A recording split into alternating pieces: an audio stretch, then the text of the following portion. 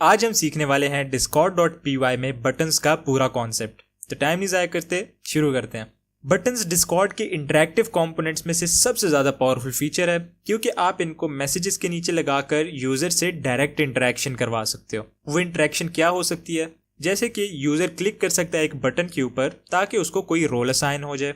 User click कर सकता है किसी बटन के ऊपर ताकि वो कोई डायलॉग को एक्सेप्ट कर ले, या फिर यूज़र क्लिक कर सकता है एक बटन के ऊपर ताकि उसको किसी और वेबसाइट या यूआरएल के ऊपर डायरेक्ट किया जा सके। तो अगर आप मेरी वीडियोस को फॉलो करते हो तो आपको पता होगा कि मैं जब भी कोई कॉन्सेप्ट समझाता हूं तो मैं हमेशा उसके दो तरीके बताता हूं। एक उसका कस्टम तरीका, यानी उसकी कस्टम क्लास बना के उसके थ्रू करने का तरीका, और दूसरा उसका डायरेक्ट तरीका, यानी जो ऑलरेडी बनी हुई क्लासेस हैं उनके ऑब्जेक्ट्स बना के उनके थ्रू वो काम कैसे किया जा सकता है। तो बटन्स के भी मैं आपको दो तरीके बताऊंगा कि आप कस्टम क्लासेस यूज करके कैसे बटन्स बना सकते हो, और डायरेक्ट बिल्ट इन क्लासेस को यूज करके कैसे ऑब्जेक्ट बना के उसके अंदर बटन्स को ऐड कर सकते हो। तो सबसे पहले देख लेते हैं कस्टम क्लास यूज करके आप कैसे एक बटन बना सकते हो। तो हमेशा की तरह हम अपने मॉड्यूल्स को इंपोर्ट कर रहे हैं। डिस्कॉर्ड का मॉड्यूल है, discord.ext से हम कमांड्स को इंपोर्ट कर रहे हैं, ऑपरेटिंग सिस्टम को इंपोर्ट कर रहे हैं, और load.env फंक्शन को इंपोर्ट करके अपने बॉट टोकन एनवायरनमेंट वेरिएबल को स्टोर करा रहे हैं अपने बॉट टोकन वेरिएबल के अंदर। फिर हम अपना बॉट ऑब्जेक्ट बना रहे हैं। एंड पे हम अपने बॉट को रन कर रहे हैं। हमारे पास एक ऑन रेडी इवेंट है और हमारे पास हमारा एक कमांड है जो हमारे सारे बटन्स को सेंड करेगा। तो बटन सेंड करने के लिए आपको पहले पता होना चाहिए कि व्यू क्या होता है। अगर आपको व्यू नहीं पता तो मेरी पिछली वीडियो जाके देख ले, उसके अंदर मैंने आपको बताया है कि व्यू क्या होता है। तो व्यू एक कंटेनर होता है जिसके अंदर आप किसी भी इंटरेक्टिव कंपोनेंट को रख सकते हो। उसको भी बनाने के दो तरीके होते हैं, एक कस्टम क्लास के थ्रू, एक बिल्ट इन क्लासेस यूज करके। तो हम इधर कस्टम क्लास बना रहे हैं अपनी व्यू की, जिसका नाम हमने रखा है माई बटन्स, और उसको इनहेरिट करवा रहे हैं discord.ui.view से।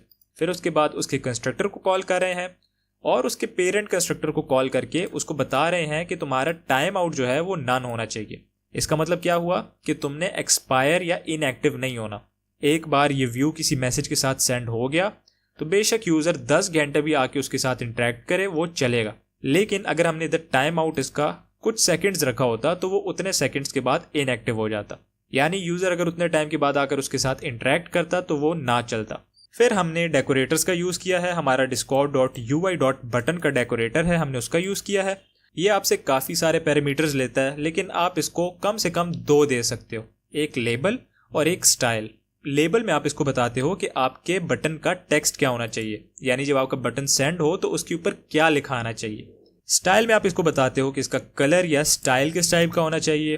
फिर उसके बाद आप इमोजी भी इसको दे सकते हो जो कि आपके टेक्स्ट की लेफ्ट साइड पे अपीयर होगा, और इसको कस्टम आईडी दे सकते हो जिसके थ्रू आप इसको एक्सेस या इसके डाटा को एक्सेस कर सकते हो, और बता सकते हो कि ये डिसेबल्ड होना चाहिए या नहीं होना चाहिए। डिसेबल्ड का क्या मतलब है, यानी यूज़र इसके साथ इंटरेक्ट कर सकता है या नहीं कर सकता। अगर ये डिसेबल्ड होगा तो यूज़र इसके साथ इंटरेक्ट नहीं कर सकेगा, यानी इसके ऊपर क्लिक नहीं कर सकेगा। अगर डिसेबल्ड नहीं होगा तो यूज़र इसके ऊपर क्लिक कर सकता है।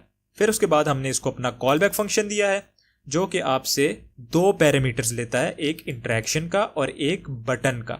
जब भी आप एक बटन के ऊपर क्लिक करते हो तो डिस्कॉर्ड सर्वर जो है इंटरेक्शन और बटन पैरामीटर्स आपके कॉल बैक फंक्शन के अंदर पास करते हैं। इसीलिए आपको इन दोनों पैरामीटर्स को इधर लिखना पड़ता है ताकि उन दोनों आने वाले पैरामीटर्स को आप हैंडल कर सको। फिर हम क्या करते हैं, इंटरेक्शन का यूज करके उसका रिस्पॉन्स सेंड कर देते हैं, जिसमें हम अभी इधर सिंपली बता रहे हैं कि भाई आपने अप्रूव बटन के ऊपर क्लिक किया। अब इधर मैंने इस बटन का स्टाइल ग्रीन रखा है तो ये ग्रीन कलर का होगा। इसी तरह मैंने इसके नीचे वाले बटन में, जिसका नाम डिलीट बटन है, उसका मैंने style button style dot danger रखा है। अब ये डेंजर क्या करेगा, ये रेड कलर का बटन आपको शो करेगा, क्योंकि रेड कलर होता है एक डेंजर या मुश्किल सूरत हाल की अलामत। उसी तरह इसका भी कॉल बैक फंक्शन है जो कि इंटरेक्शन और बटन पैरामीटर एक्सेप्ट कर रहा है, उसका रिस्पॉन्स सेंड कर रहा है।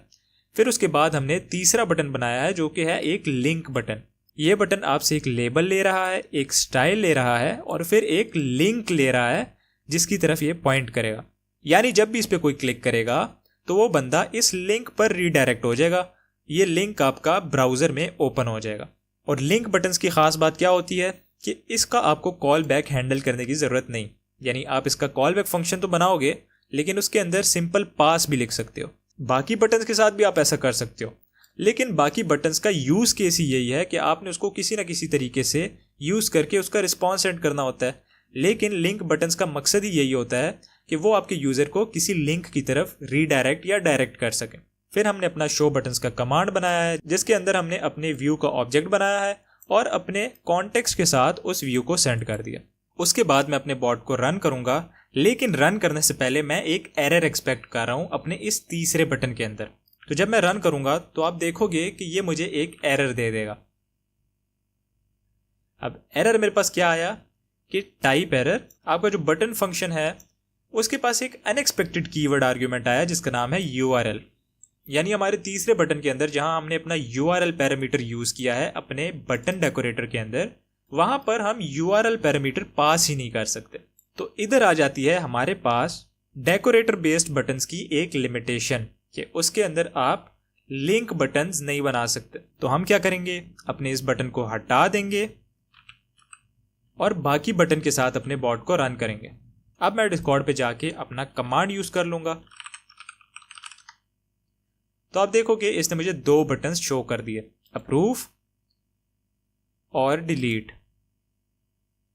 दोनों काम भी कर रहे हैं, रिस्पॉन्स भी कर रहे हैं कि आपने अप्रूव बटन क्लिक किया, डिलीट बटन दबाया गया। तो इस तरह आप बना सकते हो डेकोरेटर्स यूज करके या कस्टम व्यू क्लास यूज करके अपने बटन्स को। अब हम देख लेते हैं कि डायरेक्ट मेथड क्या है।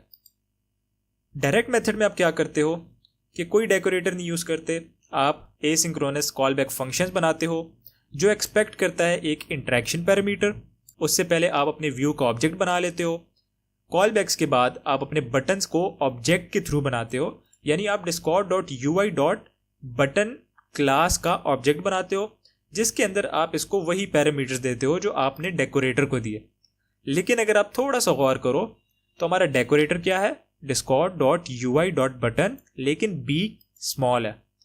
और direct.py के अंदर जो हमारी क्लास है वो क्या है, discord.ui.button, लेकिन b कैपिटल है, जो कि ये शो कर रहा है कि बटन क्लास है जबकि ये बटन एक फंक्शन है जो कि एज ए डेकोरेटर वर्क कर रहा है। तो इधर भी हमने 3 बटन्स बनाए हैं, अप्रूव बटन, रिजेक्ट बटन और लिंक बटन। लेकिन इधर जब हम अपनी क्लास को यूज करके ऑब्जेक्ट बना रहे हैं तो लिंक के अंदर हम URL पास कर रहे हैं। और अगर मैं बटन के ऊपर होवर करूं तो आप देखोगे कि यहां पर ये एक URL एक्सपेक्ट करता है, यानी थियोरेटिकली ये हमारा काम करना चाहिए। तो एक बार दोबारा देख लेते हैं कि हमारा प्रोसेस क्या है। हमने अपने कॉल बैक्स बनाए, अपने बटन्स के ऑब्जेक्ट्स बनाए, बटन ऑब्जेक्ट के अंदर कॉल बैक एट्रीब्यूट को हमने अपने कॉल बैक फंक्शंस के इक्वेट कर दिया और फिर एंड पे हमने अपने व्यू के अंदर उन सारे बटन्स को ऐड करके अपने कॉन्टेक्स्ट के साथ उन बटन्स को या व्यू को सेंड कर दिया। तो अगर मैं इस फाइल को रन करूं तो आप देखोगे कि अब की बार हमारा लिंक बटन जो है हमें एरर नहीं देगा और हमारा लिंक बटन अपेयर होगा। ये देखिए हमारे पास 3 बटन्स आए, अप्रूव, रिजेक्ट और डॉक्स। अप्रूव और रिजेक्ट उसी तरह काम करेंगे जैसे पहले काम कर रहे थे। जब इन पे क्लिक किया जाएगा तो ये बताएंगे कि हम पे क्लिक किया गया।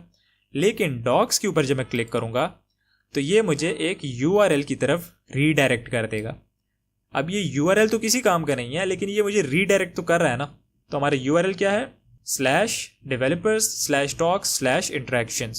और अगर मैं अपने बॉट में जाकर देखूं तो मैंने इसको क्या URL दिया, /developers/docs/interactions, यानी इधर हमारा लिंक बटन काम कर रहा है। तो ये थे 2 तरीके बटन्स बनाने के discord.py के अंदर। आपको पता चल गया कि एक की लिमिटेशन क्या है, लेकिन जो कस्टम बटन्स हैं वो यूज़ करने में थोड़े आसान है।